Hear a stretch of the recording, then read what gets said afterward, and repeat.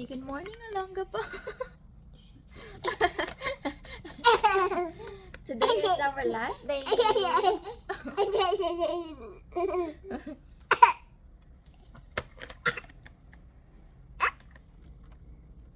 You look at you, you're so bright. You're so bright. Since today is our last day, we're leaving Alonga po. Yeah. Yes, we're leaving Alonga. It's our last day, you guys. And, ayan, ito yung view namin na mamimiss namin. Charot. Pero this is downtown. Medyo masama yung panahon ngayon. Parang uulan yata. So, medyo umuulan na talaga. And then, high tide. Downstairs. It's high tide. Look at the boats. Diba? Diyan lang sila. And the waves. Yeah.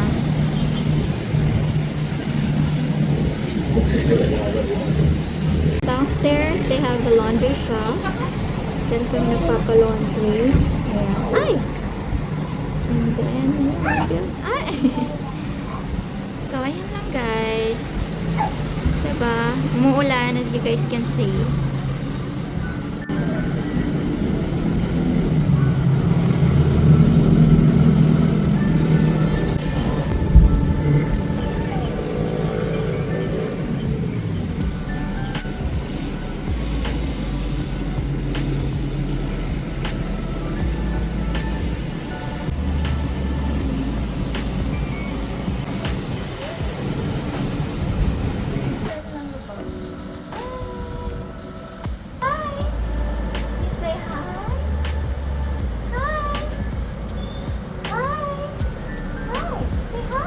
Road to Zambales.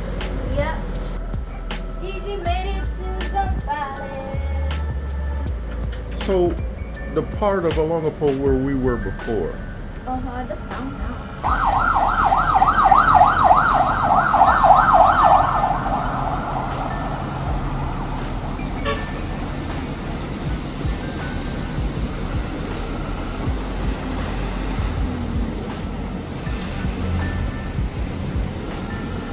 Hi! So, ito na. Last day na namin. And that is my background. So, mamimiss ko siya.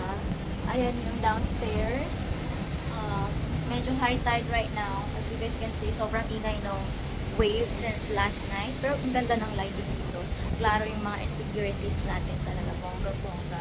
Pero naipakita ko na sa inyo yung view. So, hi! Don't know, we're gonna be back in this view. Is ready na, naka-impake na kami. Ayan yung aking little girl. Kanina pa yan takbo ng takbo. Tingnan nyo. Balik na kami ng Makati. What you doing, baby girl? And then, ano yan, dami namin. Hinihintay lang namin yung service namin. And then, we're good to go. Hi! Did you enjoy your stay here? Did you? Yeah. Bye. Yeah. Bye-bye, Olongapo. Yeah.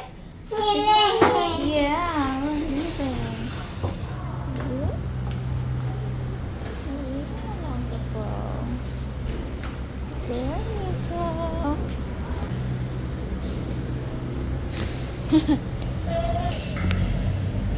Yan, paalis na kami. Check out time. Ang dami naming dala.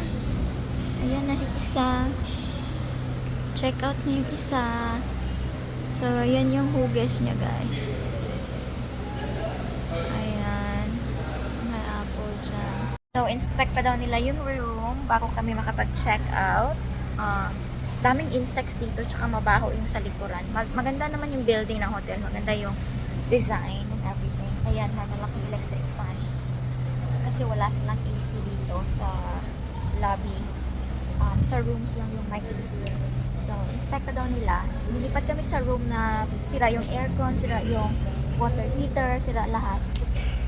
Pero at least pauwi naman na kami. Ayan yung sasakyan namin, guys. Oh, ang dami naming dalang maleta, Diyos mio.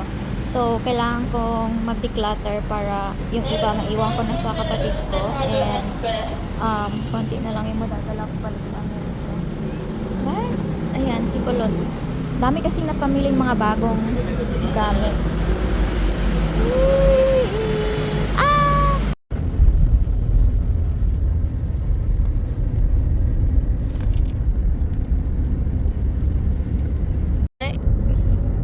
Florida. Dili na to magian ang Pampanga, no? Magian di ay. I think we're gonna see a glimpse of Pampanga. I can see inside Clark. Yeah, it's the airport. Yeah. Gigi, are you good? Yay! Showing your biscuit. There's none.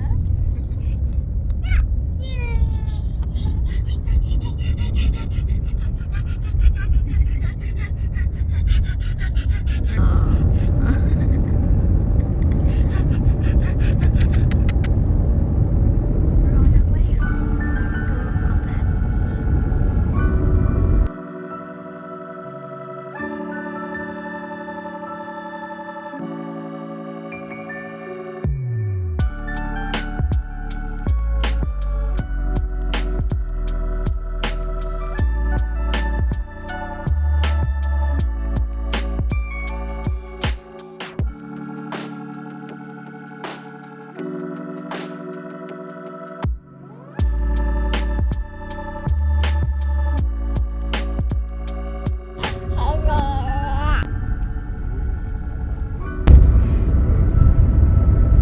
Big Ford tractor over there plowing the field. Oh.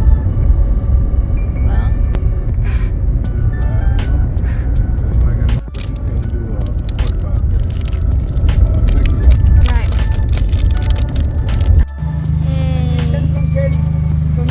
So finally, we're back in Metro Manila. So as you guys can see, nandito na lahat ng mga infrastructure. Parang ano din siya, New York. Similar to New York kasi nandito lahat ng mga tall buildings and super crowded talaga. Grabe yung traffic. So nakatulog yung aking anak sa biyahe finally. Kanina ini-enjoy niya yung mountain view, yung super green na view. And right now, nandito na kami sa Manila. Ayan, tulog naman siya. So, hindi na niya nakikita yung mga tall buildings and stuff like that. So, ayan, sabi nung nag-drive sa amin, this is Metro Manila daw. So, medyo magastos din pag ito yung dadaanan mo, Skyway. Kasi may mga bayad ng toll fees and stuff like that. Pero, short lang naman yung drive from Olongapo to Taguig. Kasi Skyway yung ginamit namin. Minsan, masustuck ka talaga sa traffic dito sa Metro Manila area. Pero right now, hindi pa naman kami nasustuck sa traffic. But tingnan nyo, ang dami mga pinapatay yung bagong buildings dito. And I think yung building na yun are condos and stuff like that. So majority ng building dito are like condos. Condominium talaga yung mga tinatayo nila dito bago. Like that one. Tsaka mga few businesses na rin, diba? Mga call centers and other businesses na pinapatayo nila dito. So, ang bilis ng takbo natin. Ayan. So, sa kabilang side, medyo traffic na siya. So, sa mga tao dyan na namimiss na yung Manila, ganito na po yung itsura ng Manila ngayon, Metro Manila. Sa mga hindi pa nakakauwi. So, ayan. Makikita nyo na yung glimpse. Film ko talaga siya, guys, kasi hindi natin alam kung kailan ulit tayo makakauwi, diba? So, malay natin, pag uwi natin, may mga panibagong infrastructure na naman. Tingnan nyo yan, ayan, similar na similar talaga siya sa New York. Yung mga tall buildings and stuff like that. So if you guys been to New York, ganyan po yung itsura. Similar. So ayan, may mga toll fees tayo na dadaanan or mga toll gate na dadaanan. Pero mostly na makikita mo dito sa Metro Manila is tall buildings. Wala ka na masyadong makikitang mga greeneries or natures and stuff like that. Kasi lahat ng mga infrastructures andito na. So most of the jobs are here as well. So kaya masyado nang crowded yung Metro Manila area. Technically, yung Luzon area or dito lang talaga sa Metro Manila, I think, yung masyado nang crowded kasi sobrang dami na nating infrastructure. And may mga pre-selling condos pa na pinapatayo ngayon. Mga ganon. So, ayan, mga lumang buildings na rin. Pero, ayan, sa likod, yung mga magagandang, malalaking buildings. So, dito naman sa mga ilalim ng tulay, like dito, may mga nakatirang mga tao, guys. Ayan. So, hindi pa yata tapos ito. I think magpapatayo pa sila ng dyan, isang kalsada dyan sa taas. Pero ayan, maraming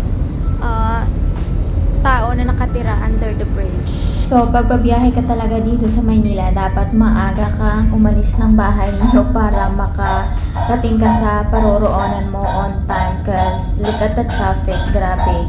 Grabing lala ng traffic dito. Parang it reminds me of New York talaga na yung traffic parang hindi nag-move. So, kaya mas prefer ng iba na nagtitrain na lang. Pero eto, ayan, mga jeepneys, tuwang-tuwa naman yung isa na experience niya yung traffic dito sa Pilipinas na nakakaloka din. Pero, you know, this is part of our culture. Kaya, this is what makes us Filipinos talaga. Yung mga jeepneys na yan.